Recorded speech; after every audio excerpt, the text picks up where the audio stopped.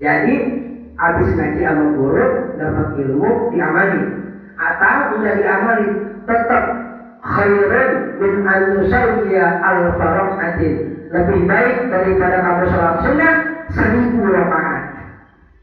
1000 rakaat Pak, pahalanya Pak. Bapak-bapak ini datang duduk begini lebih baik daripada sholat sunnah 1000 rakaat. Dalam kitab Fadailul A'mal dikatakan Tuan Syekh Maulana Muhammad Zakaria Al-Kandalawi rahmatullahi alaihi, ada yang pernah sholat sunnah 1000 rakaat? Yang saya udah pernah. Saya juga belum pernah, nggak tahu kelarnya kapan, beneran. Dengan duduk seperti ini ngaji di majelis taklim lebih hebat ganjarannya daripada sholat sunnah 1000 rakaat. Jelas dalam kitab ada ditulis oleh orang ulama hadis Nabi gitu. Makanya hebatnya keutamaan orang yang mau hadir untuk ilmu, menghilangkan kebodohan dari dalam diri kita. Kita semakin belajar sama orang senior, semakin kita kuliah, semakin kita mengaji, semakin bodoh Pak, bukan semakin pintar. Benar gak? Ini konsep yang saya pakai ya. Semakin saya berguru, semakin saya kuliah, semakin saya belajar, saya bukan semakin pintar, semakin saya bodoh. Setiap hari kok saya dapat pelajaran ilmu dari dosen, dari kiai, kok ilmunya beda-beda, artinya saya belum tahu. Berarti semakin saya datang ngaji, semakin saya kuliah, semakin banyak ilmu yang saya belum tahu, artinya saya semakin bodoh, benar gak? Bukan semakin pintar. Itu yang sering kuliah, sekolah, ngaji, apalagi yang enggak. Yang enggak berarti tambah pintar karena mereka udah tahu. Yang sering aja jadi makin bodoh kok, apalagi yang enggak. Berarti yang enggak udah pintar karena udah tahu. Gitu. Itu konsep saya. Semakin saya ngaji, kuliah, sekolah, semakin bodoh. Semakin banyak yang saya nggak tahu. Hari ini kok beda lagi pelajaran, besok beda lagi. Saya makin bodoh, merasa makin bodoh karena luasnya ilmu Allah. Itu konsep yang saya pakai. Bukan semakin pintar. Kalau merasa semakin pintar, selesai pelajaran pada hari itu. Nggak ada kalimat kuliah buat besok, nggak ada kalimat belajar buat besok karena merasa semakin pintar. Tapi kalau merasa semakin bodoh, ayo terus kuliah, ayo terus mengaji, menuntut ilmu gitu.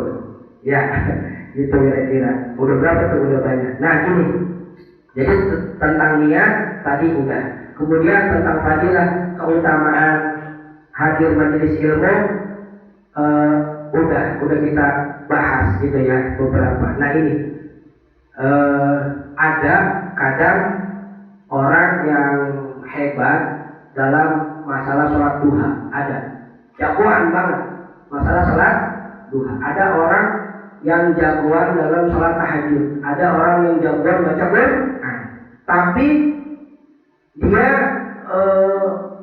maaf pecundang dalam urusan sedekah. Banyak, termasuk saya mungkin ya. Saya urusan haji, urusan apa hebat, tapi kira urusan berbau sedekah kalah. Kenapa? Karena kalau urusan sholat ngaji nggak ada dikeluarin Pak, bener gak? Langsung aja sholat bener ya, ngaji mah ngaji. Tapi kalau sedekah ada yang dikeluarin, kalah. Banyak orang kalah. Itu padahal sedekah itu lebih hebat dari yang hebat. Banyak itu Pak, lebih hebat dari yang hebat, lebih utama dari yang utama. Kenapa saya bahas bab sedekah? Agar kita semua ini saling sayang menyayangi.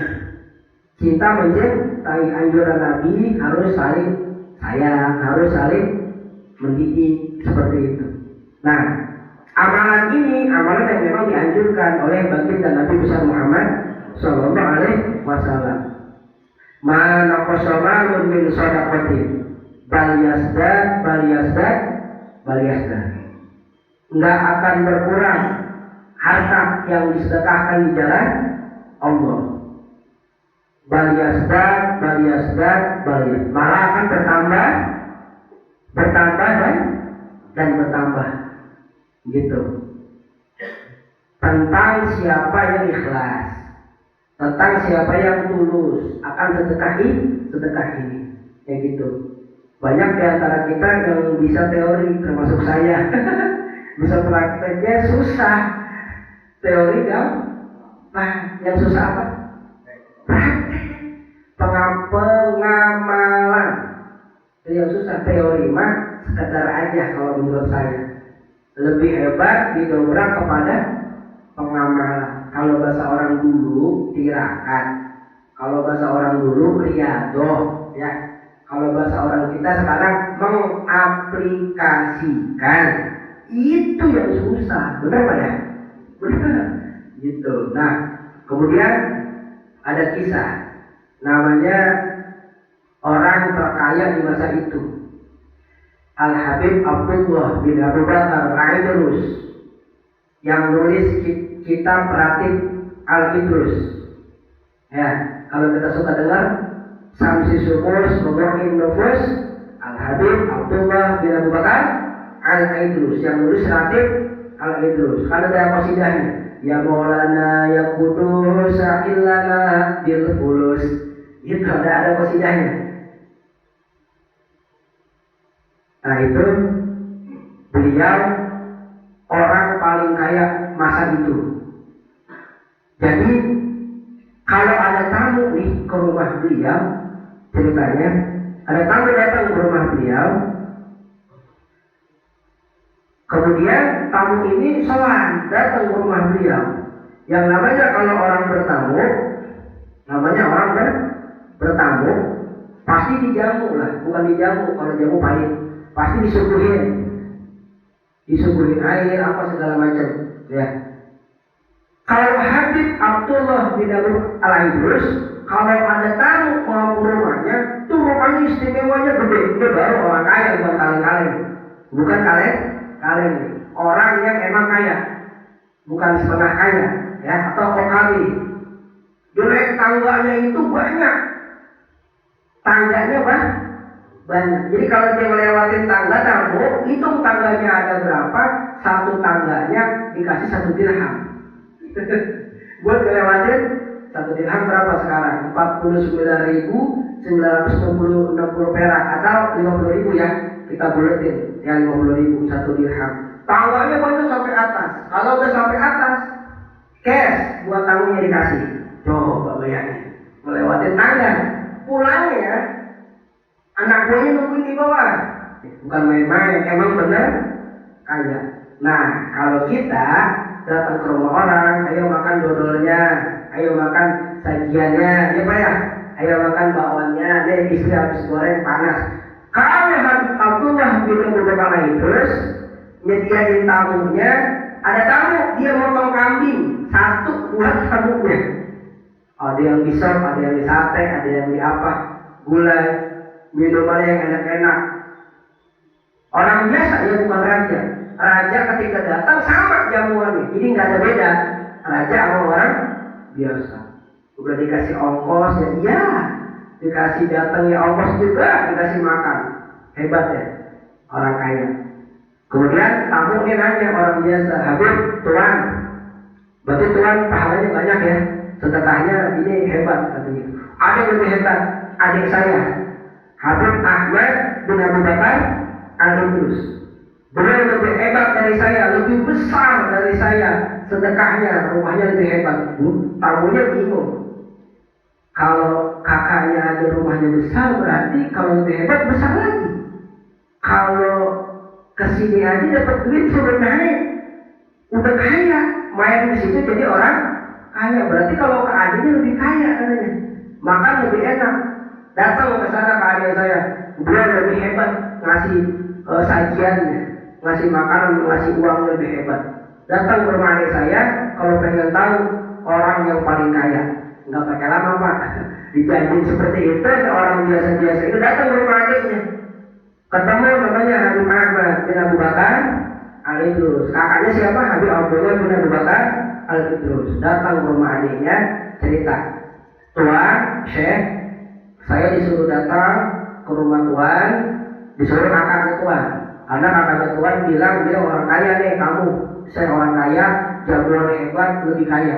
Tapi bingung, kok rumahnya gubuk ya, geribik, dari awi, dari kayu gitu. Katanya orang lebih kaya, orang lebih hebat. Berarti bohong katanya nih, kakaknya nih. Heran dalam hati, cuma dari ucap gitu. Ayo masuk. Mana ya orang yang kaya, orang yang hebat? Kan beda sama di sana, naik tangga aja berapa kali tangga dibayar. Dihitung per tangganya, ini kok nggak ada tangga. Rumahnya becek, nggak ada ojek gitu ya. Rumahnya geribik, kayu. Terus ayam nggak ada, daging nggak ada. Wah, dalam hatinya nih. Saat itu pagi-pagi Habib Ahmad ini, adiknya Habib Abu Bakar cuma punya, susu 1 gelas. Dia parok Pak. Separoh. Dia punya roti. Kalau orang Arab ya, orang Yaman makanannya apa? Gandum, roti ya. Dipotong roti separoh buat menyajikan, menghormati, memuliakan tamu. Dibagi 2. Walaupun nggak kenyang ya, bentuk penghormatan. Dibagi 2, silakan dinikmati makan. Habis sudah dimakan semuanya rapi. Maaf Tuan, saya mau nanya, yang ada di hati ini keluarin lagi diomongin. Katanya Tuan orang kaya katanya Tuan hebat katanya. Kata Habib Abu Bakar kakaknya, bisa masih makan ini. Saya nggak bisa jawab. Kamu balik lagi ke kakak saya Habib Abu Bakar. Dia balik lagi, ditanya, Tuan, katanya adiknya Tuan orang kaya hebat, rumahnya gede segala macam. Kok sampai sana saya roti aja separoh, boro-boro sampai perut, nggak sampai perut malah katanya minum susu. Apa kata Habib Abu Bakar? Bila betul hal itu, memang saya orang kaya, memang saya orang hebat, sedekah saya banyak. Adik saya bahkan orang susah, rumahnya geribik. Tapi lihat sedekahnya adik saya. Kalau saya orang kaya wajar. Benar nggak? Kasih duit Anda naik tangga turun tangga, saya hitung per tangganya karena saya orang kaya. Wajar saya potongin kamu kambing, 1 orang 1 tamu ke sini karena saya orang kaya. Itu menjadi hal yang wajar. Kalau orang yang rezekinya banyak, rezekinya melimpah, sedekah, itu biasa Pak. Itu hal yang biasa. Kenapa sebenarnya adik saya orang kaya? Karena dia berani mensedekahkan separuh rezeki yang dia punya pada saat itu. Paham bahasa saya? Dia punya rezeki 1 roti, dia potong separuh. Dia punya roti susu 1 disedekahin separuh. Berani dia mensedekahkan setengah dari rezeki dia. Coba saya, harta saya yang saya kasih kambing nggak ada apa-apanya, nggak ada setengahnya, benar? Duit yang turun naik tangga nggak ada setengahnya. Kalau mengambil setengah dari saya berapa triliun sedekah ke kamu, saya belum kuat, belum sampai. Adik saya udah sampai ilmunya seperti itu. Sedekahnya separuh dia kasih. Logikanya, cara berpikirnya, berarti kalau orang yang kaya, rezekinya gede, rumahnya melimpah, enak dong, bisa sedekah terus. Kita yang rezekinya pas-pasan, sedekahnya kayak dia nggak banyak. Bukan itu logika berpikirnya. Logika berpikirnya begini, kalau dia orang kaya, dia berani sedekahin separuh rezekinya, baru top. Tapi nggak ada. Ada orang punya duit 1 juta, ada orang punya duit 100 ribu, ya. Yang ini yang 100 ribu berani sedekah 50 ribu, 50 lagi buat disimpan. Yang ini 1 juta, cuma sedekah 300 ribu, yang 700 dia simpan. Kalau dilihat dari fisik, besar apa sedekahnya? Yang 300 benar? Yang ini cuma 50 ribu, tapi yang 50 ribu setengah harta dia sedekahi. Yang 1 juta nggak sampai setengah Pak. Kalau setengah berapa? 500. Jadi makanya jangan bersedih, jangan bersedih. Justru yang kesian Yang kesian, ya orang-orang yang hartanya melimpah, yang setengah, yang sedekahnya gak ada setengah dari kita, benar gak? Itu yang hebat tuh kita, berarti bersedekah setengah dari harta kita punya rezeki. Nah hebatnya lagi, balasan dari Allah akan bertambah dan bertambah. Rezeki yang Allah kasih, gitu. Tukang supir datang ke majelis. Apa kata tukang supir? Jadi saya lebih senang pakai cerita kalau bab sedekah, karena nyata, fakta, bukan dibikin-bikin. Kalau yang dibikin-bikin kurang enak, kurang masuk ke hatinya. Kalau yang fakta, yang nyata, realita, enak, langsung masuk ke hati. Dan saya bawa ini jelas, karena memangnya nyata. Gitu. Kalau sedekah enak pakai kisah. Datang supir ke majelis. Supir bilang begini sama saya, Ustaz, minta amalannya dong, amalan buat apa? Amalan buat naik gaji. Dia bilang mau naik gaji. Saya tanya, waktu itu 2013 saya baru pulang pondok, kalau nggak salah 2013. Ada majelis kecil Pak di samping rumah buat anak-anak ngaji gitu ya. Nah, sekarang udah berjalan udah ini. Saya tanya, emang gajinya berapa 2015 ya? Gajinya 800.000 Ustaz. 800.000 mah udah besar. Banyak di bawah ente. Enggak dipakai, didiemin aja. Jadi habis ngaji sama guru, dapat ilmu diamali, atau enggak diamali, tetap khairun min an yusawwiya al-faraqatin. Lebih baik daripada kamu sholat sunnah 1000 rakaat. 1000 rakaat Pak, pahalanya Pak. Bapak-bapak ini datang duduk begini, lebih baik daripada sholat sunnah 1000 rakaat. Dalam kitab Fadailul A'mal dikatakan Tuan Syekh Maulana Muhammad Zakaria Al-Kandalawi rahmatullahi alaihi, ada yang pernah sholat sunnah 1000 rakaat? Saya udah pernah. Saya juga belum pernah, nggak tahu kelarnya kapan, beneran. Dengan duduk seperti ini ngaji di majelis taklim lebih hebat ganjarannya daripada sholat sunnah 1000 rakaat. Jelas dalam kitab ada, ditulis oleh orang ulama, hadis Nabi gitu. Makanya hebatnya keutamaan orang yang mau hadir untuk ilmu, menghilangkan kebodohan dari dalam diri kita.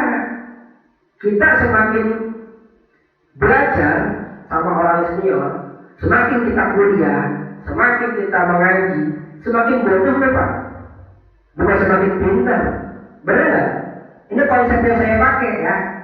Semakin saya berguru, semakin saya kuliah, semakin saya belajar, saya bukan semakin pintar, semakin saya bodoh. Setiap hari kok saya dapat pelajaran ilmu dari dosen, dari kiai, kok ilmunya beda-beda, artinya saya belum tahu. Berarti semakin saya datang ngaji, semakin saya kuliah, semakin banyak ilmu yang saya belum tahu, artinya saya semakin bodoh, benar nggak? Bukan semakin pintar. Itu yang sering kuliah, sekolah, ngaji, apalagi yang enggak. Yang enggak berarti tambah pintar, karena mereka udah tahu. Yang sering aja jadi makin bodoh kok, apalagi yang enggak. Berarti yang enggak udah pintar, karena udah tahu.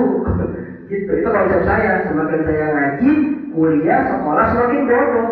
Semakin banyak yang saya nggak tahu. Hari ini kok beda lagi pelajaran, besok beda lagi. Saya makin bodoh, merasa makin bodoh karena luasnya ilmu Allah. Itu konsep yang saya pakai. Bukan semakin pintar. Kalau merasa semakin pintar, selesai pelajaran pada hari itu. Nggak ada kalimat kuliah buat besok, nggak ada kalimat belajar buat besok, karena merasa semakin pintar. Tapi kalau merasa semakin bodoh, ayo terus kuliah, ayo terus mengaji, menuntut ilmu, gitu.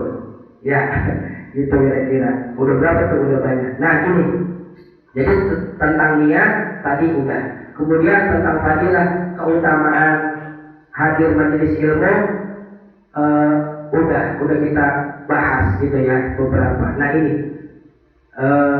ada kadang orang yang hebat dalam masalah sholat duha, ada jagoan banget masalah sholat duha. Ada orang yang jagoan dalam sholat tahajud, ada orang yang jagoan baca Quran, tapi dia maaf pecundang dalam urusan sedekah. Banyak, termasuk saya mungkin ya. Saya urusan haji, urusan apa hebat, tapi kira urusan berbau sedekah kalah. Kenapa? Karena kalau urusan sholat ngaji nggak ada dikeluarin pak, bener nggak?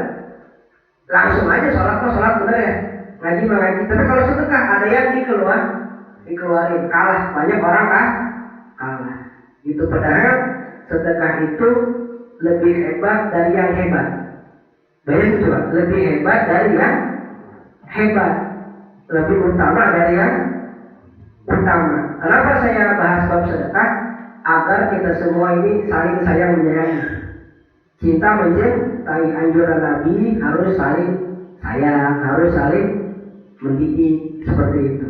Nah, amalan ini amalan yang memang dianjurkan oleh baginda Nabi besar Muhammad Sallallahu Alaihi Wasallam. Mana kosomalun min sadaqatin bal yasdad nggak akan berkurang harta yang disedekahkan di jalan Allah. Bal yasdad malah akan bertambah dan bertambah gitu. Tentang siapa yang ikhlas, tentang siapa yang tulus akan sedekah ini, kayak gitu. Banyak di antara kita yang bisa teori, termasuk saya. Bisa prakteknya susah. Teori gampang, yang susah apa? Praktek. Pengamalan. Jadi yang susah teori mah sekedar aja kalau menurut saya. Lebih hebat didobrak kepada pengamalan. Kalau bahasa orang dulu tirakat, kalau bahasa orang dulu riadoh, ya. Kalau bahasa orang kita sekarang mengaplikasikan, itu yang susah, benar Pak ya? Benar, gitu.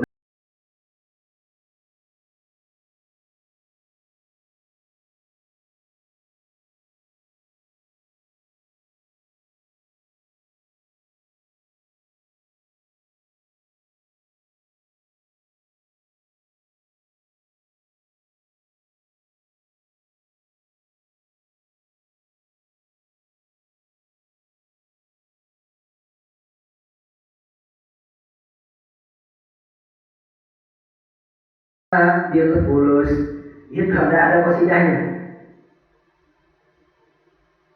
Nah itu beliau orang paling kaya masa itu. Jadi kalau ada tamu nih ke rumah beliau, ceritanya ada tamu datang ke rumah beliau,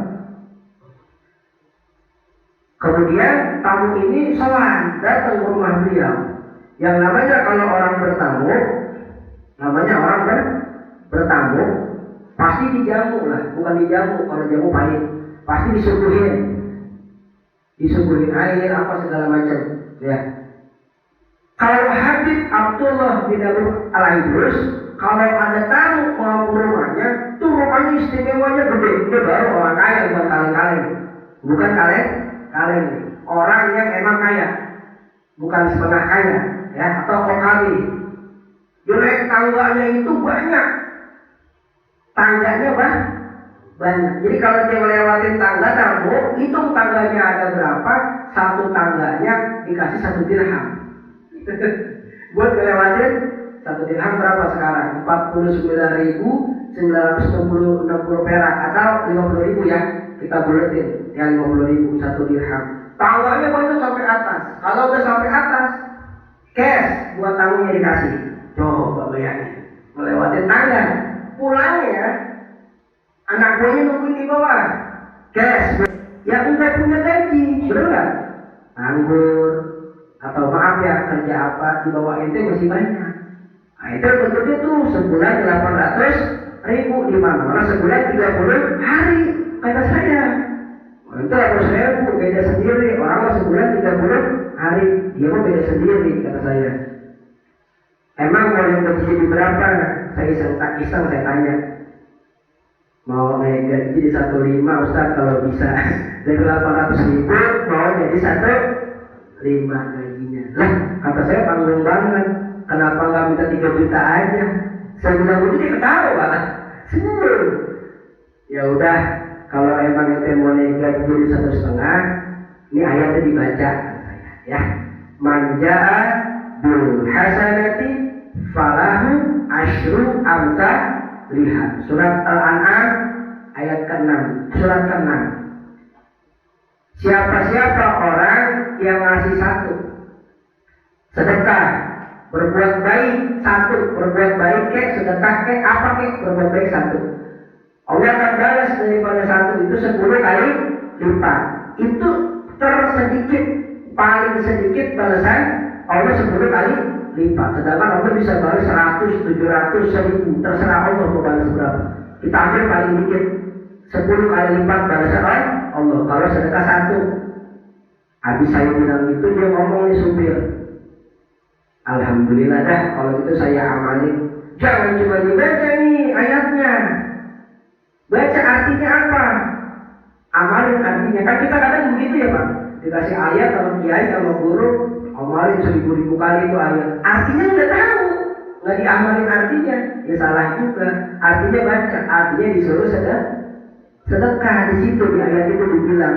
Saya tanya, 800.000 udah gede, udah bersyukur belum?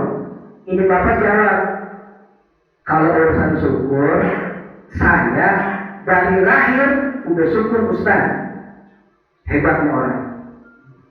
Saya tanya, udah bersyukur belum dengan gaji sebulan 800.000 2013? Dijawab, Ustaz jangan tanya urusan syukur. Dari lahir saya udah syukur. Ustaz makalah katanya. Nggak tahu namanya Abdul Syukur. Waduh, kata saya, bener juga. Namanya Abdul Syukur. Jadi kata dia urusan syukur, saya jangan tanya dah. Iya kata saya udah. Ya udah, dia pulang. Terus dia ingat, oh iya saya belum sedekah katanya. Ya udah kata dia. Dia balik betul, Ustaz 100.000 buat bayar listrik. Ya terima, ya udah kata saya. Kenapa nggak 200? Saya gitu. Dia mikir, lah kalau 200 nanti dia nggak punya bensin bakal pulang. Ya Pak ya udah habis saja buat bayar listrik. Ya udah, dia pulang. Kalau ente percaya sama janji Allah akan pulangin nih 100.000 yang ente kasih buat bayar listrik. Anak-anak lagi di sini 1 juta ente Allah pulangin. Tapi dia balas 10 kali lipat. Dia datang hari Ahad, hari Senin tunggu di rumahnya. Wah nanti kata Ustaz nih, gue sedekah 100.000 nih. Nungguin orang yang ngambil 1 juta. Lucu ya kalau cerita deh, Pak Syukur. Dia sekarang jadi jamaah kita di Jakarta, jadi supir. Kadang-kadang bantuin supir juga khidmat. Hari Selasa dia tungguin depan rumah. Ustaz bagaimana sih katanya? Saya kalau sedekah 100, oleh pulangin 1 juta. Namanya betul-betul ngarep. Ngarep lewat sedekah kepada Allah. Boleh nggak? Boleh. Boleh. Yang lebih bagus lagi, jangan ngarep. Ya, sedekah aja udah lepas. Jangan ngarep. Dan oleh Pak Syukur ada level kedua dia.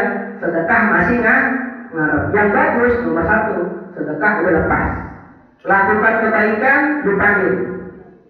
Habis melakukan kebaikan, lupain. Habis melakukan keburukan, ingat-ingat. Jadi kalau kita punya salah, punya maaf sama orang, punya maksiat, ingat-ingat. Oh iya saya pernah punya salah, saya punya dosa. Tapi kalau bikin kebaikan, lupain udah. Seolah-olah nggak pernah di level 1. Terus saya nggak minta sama Allah, nggak berharap. Allah udah tahu hati kita. Allah udah tahu hati kita. Saya sedekah 100 pengen balik, Allah udah tahu, udah nggak usah ngarep. Allah tahu yang tersembunyi, yang udah tersembunyi dari hati kita. Allah tahu. Kita sedekah segini, anak saya sakit biar sehat, udah Allah udah tahu.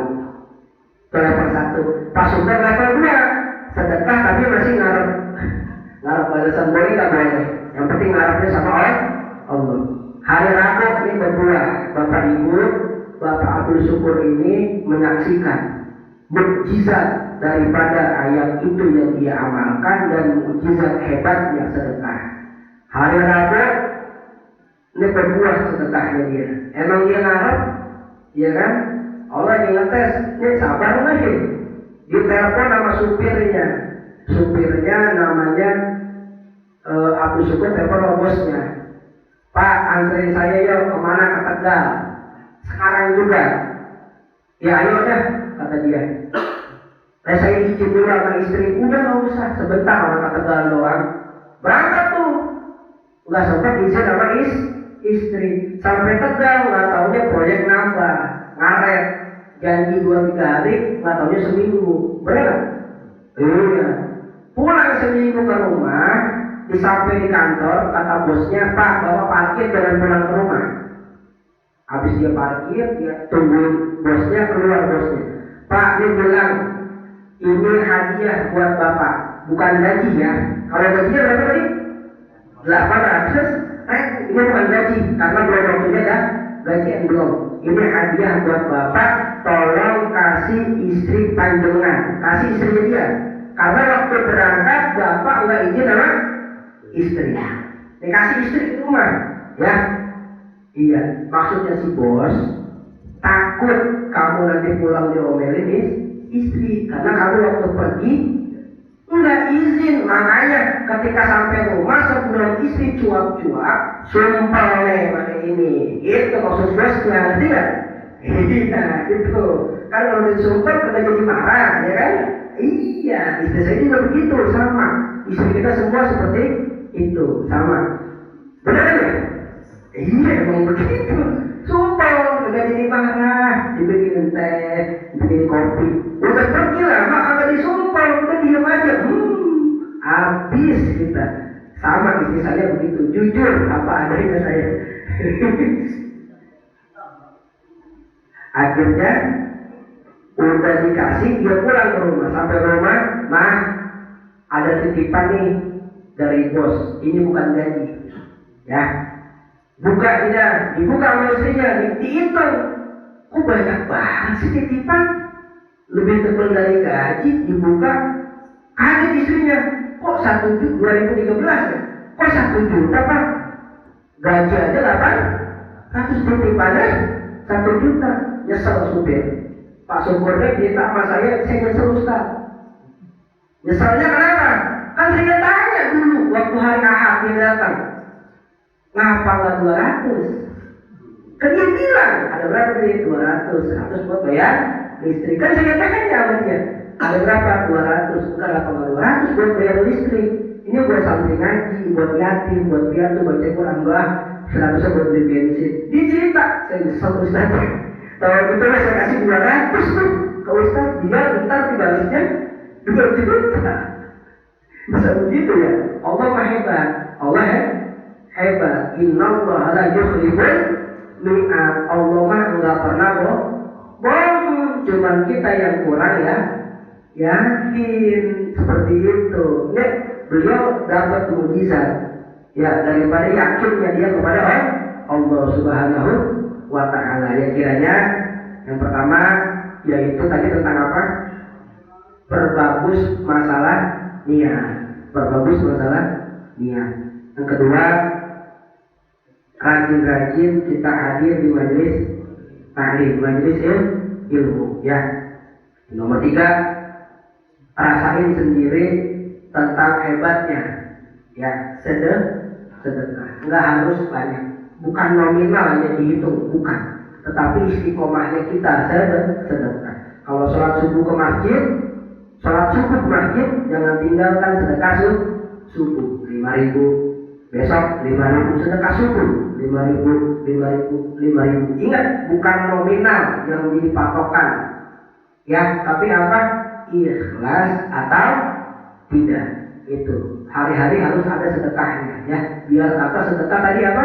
Separuh susu sama separuh roti. Nah, mudah-mudahan 3 itu bermanfaat buat saya dan buat kita semua. Insya Allah barangkali ada yang ingin bertanya, maka dipersilahkan sebelum datang waktu zuhur. Maka Bapak Ibu barangkali ada yang ditanyakan, Ibu? Bebas nanyanya, nggak harus di dalam ini, dalam di jalur ini. Tema bebas. Ibu-ibu, Bu Ii. Mau tanya nih boleh ya Pak Ustadz ya? Sangat boleh. Ya, Assalamualaikum warahmatullahi wabarakatuh.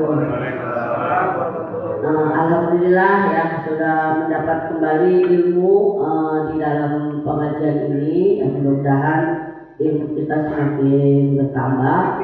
Betul kata Pak Ustadz, kok makin lama bukan makin pintar, Pak Ustadz makin bodoh rasanya. Menarik tadi yang pertama adalah tentang niat. Itu sering kita dengar menjadi satu guyon ya Pak Ustadz ya. Saya nggak usah sholat, saya udah niat kok gitu kan. Nggak usah ngaji, saya udah niat mau ngaji itu udah dapat pahala. Itu akhirnya menjadi satu kebiasaan. Pas kira dengar ajar, Allahu Akbar, enggak saya udah niat kok sholat, tapi dia nggak sholat. Nah ini bagaimana mensikapi hal-hal yang seperti itu. Saya bisa kok ngaji, saya bisa kok ajar, suara saya bagus, tapi saya nggak usah sholat juga nggak apa-apa. Nah ini banyak yang terjadi pada kita saat ini menggampangkan karena memang nggak ada malaikat yang kelihatan yang mencatat kalau kamu nggak sholat langsung berdosa, itu memang nggak ada.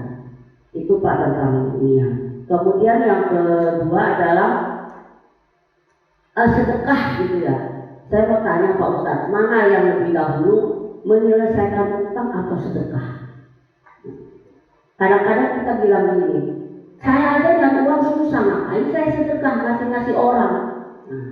Sering kita dengar seperti itu. Nah ini bagaimana Pak Ustadz? Mudah-mudahan dengan muhasabah ini kita tahu mana yang kita lakukan itu sudah benar atau belum. Demikian Pak Ustadz yang dapat saya sampaikan. Bila coba hidayah. Assalamualaikum warahmatullahi wabarakatuh. Ada lagi? Bukan. Ya ibu Haja ya. Mudah-mudahan tambah soleha Bu Haja. Panjang umur, sehat walafiat.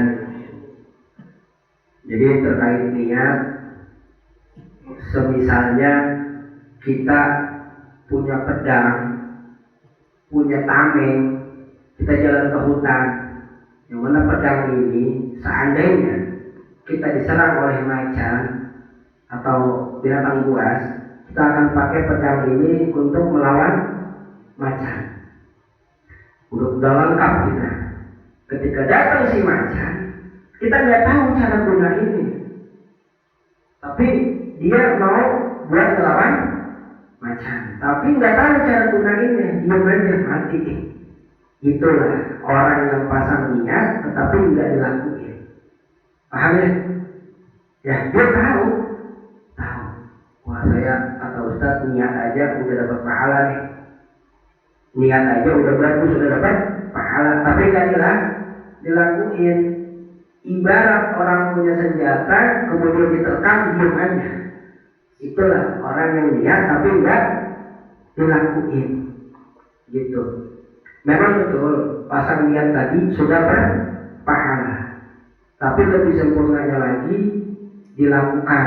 Jadi kalau ada teman-teman di lingkungan kita, di tetangga, di kerabat, mungkin di teman, di saudara atau keluarga sendiri, jangan hanya cukup di niat. Biasanya kalau kita punya niat berarti mau melakukan sesuatu, benar nggak?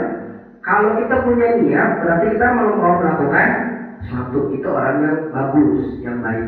Tapi orang yang kurang baik dijadiin seperti kayak kata ibu, dijadiin bercandaan. Saya maaf. Gua mah niat aja udah dapat pahala. Itu bercandaan. Beda dengan orang yang emang niat kemudian dia uzur. Jadi dia udah pasang niat nih, besok mau ngaji uzur. Nah jadi kan datang sama orang yang cuma pasang saya niat aja udah dapat pahala, ngapain dilakuin? Ini beda. Karakter orang seperti ini beda. Yang ini buat bercandaan, yang ini buat serius. Jadi makanya orang yang cuma pasang niat kemudian bercanda itu tugas siapa? Tugas kita buat saling nasihat menasehati.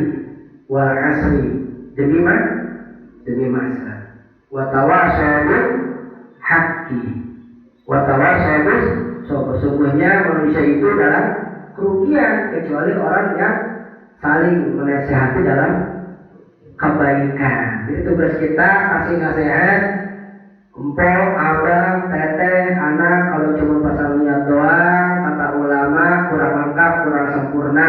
Ibarat kita punya ilmu masak tapi masaknya nggak kita lakuin. Ibarat di hutan tersesat, kita punya alat tapi nggak kita pakai, makin tersesat. Artinya salah juga kalau cuma niat nggak dilakuin. Lebih sempurnanya dilakuin. Ada 10 amal 5, ya kita mau yang 10 kan? Ngapain ambil 5? Benar? Nah, itulah perbedaannya orang cerdas sama orang nggak cerdas. Terus yang kedua, tadi apa ya? Oh, sedekah ya. Lebih dulu mana sedekah bayar utang? Lebih dulu mana sedekah sama bayar utang? Sedekahnya jangan pakai nominal. Jangan pakai nominal. Yang penting hari itu dia bersedekah 2.000 perak. Sholat subuh, titipin ke suaminya biar masuk kotak masjid, kotak amal. Atau lagi jalan kasih 2.000. Ya, kalau saya jawab dia lebih dulu bayar hutang lah. Lebih dulu bayar hutang kewajiban. Setelah selesai hutangnya lunas, baru sedekah. Menunggu hutang lunas, kapan?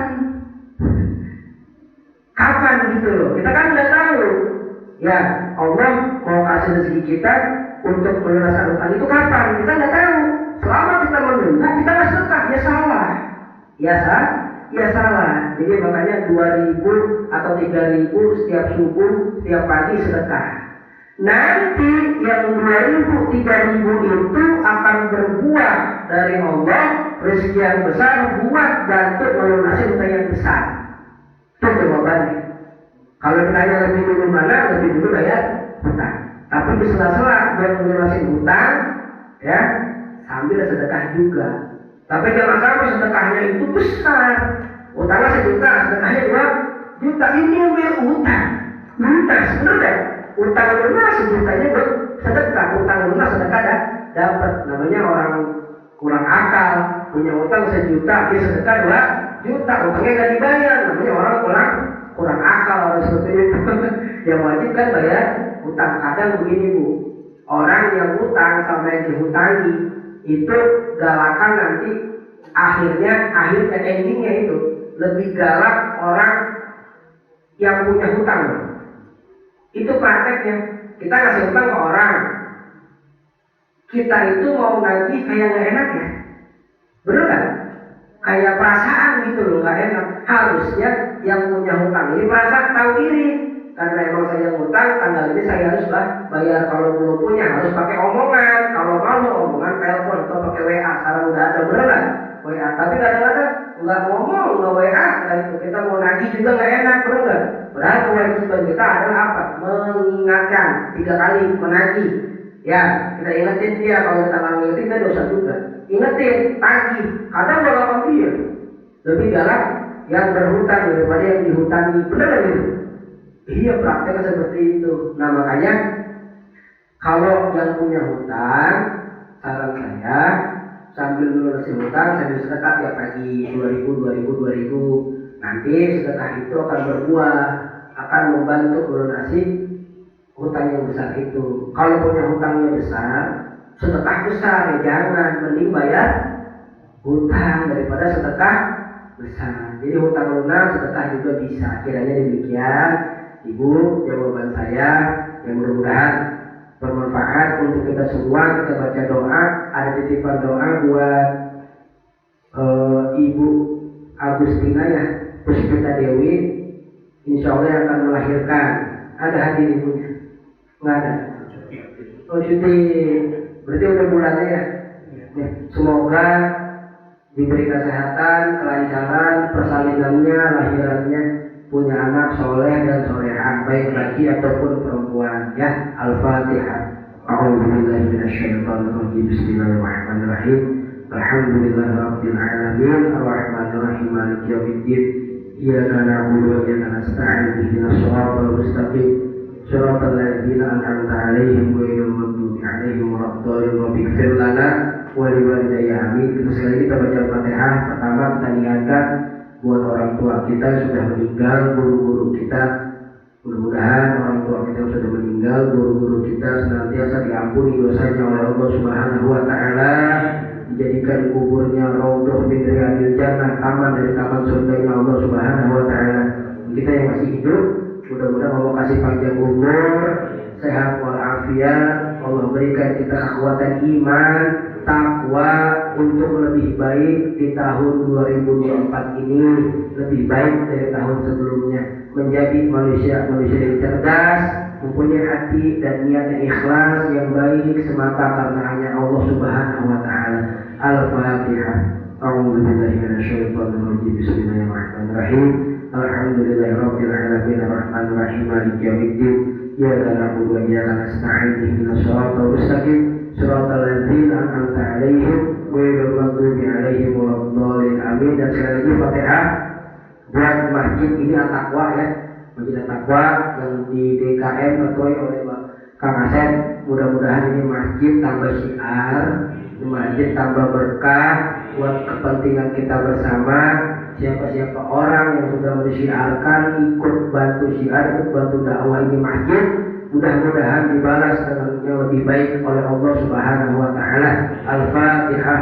A'udzubillahi minasyaitonirrajim. Bismillahirrahmanirrahim. Alhamdulillahirabbil alamin, arrahmanirrahim, maliki yaumiddin. Iyyaka na'budu wa iyyaka nasta'in. Ihdinas shiratal mustaqim. Shiratal ladzina an'amta 'alaihim ghairil maghdubi 'alaihim waladdallin. Waghfir lana wa liwalidayya amin. Bismillahirrahmanirrahim. Alhamdulillahirabbil alamin, hamdan yuwafi ni'amahu wa yukafi'u mazidah. Ya Rabbana lakal hamdu kama yanbaghi li jalali wajhika wa 'azimi sultanik. Allahumma shalli wa sallim ala sayyidina Muhammadin fil awwalin wal akhirin. Wa shalli wa sallim wa radiyallahu ta'ala an kulli sahabati Rasulillah ajma'in. Allahumma a'inna ala dzikrika wa syukrika wa husna ibadatik. Rabbana ighfir lana dzunubana wa liwalidina warhamhuma kama rabbayana shighara. Wa li jami'il muslimin wal muslimat wal mu'minina wal mu'minat al-ahya'i minhum wal amwat. Rabbana atina fid dunya hasanah wa fil akhirati hasanah wa qina adzabannar. Wa sallallahu ala sayyidina Muhammadin wa ala alihi wa sahbihi wa sallam. Subhana rabbika rabbil izzati amma yasifun wa salamun alal mursalin walhamdulillahi rabbil. Subhanallahumma wa bihamdika asyhadu an la ilaha illa anta astaghfiruka wa atubu ilaik. Apabila ada salah datangnya dari saya pribadi, apabila ada yang benar bermanfaat itu datangnya dari Allah Subhanahu wa taala. Saya dimohon maaf jika ada yang salah. Wallahu muwaffiq ila aqwamit thoriq. Assalamualaikum warahmatullahi wabarakatuh. Waalaikumsalam.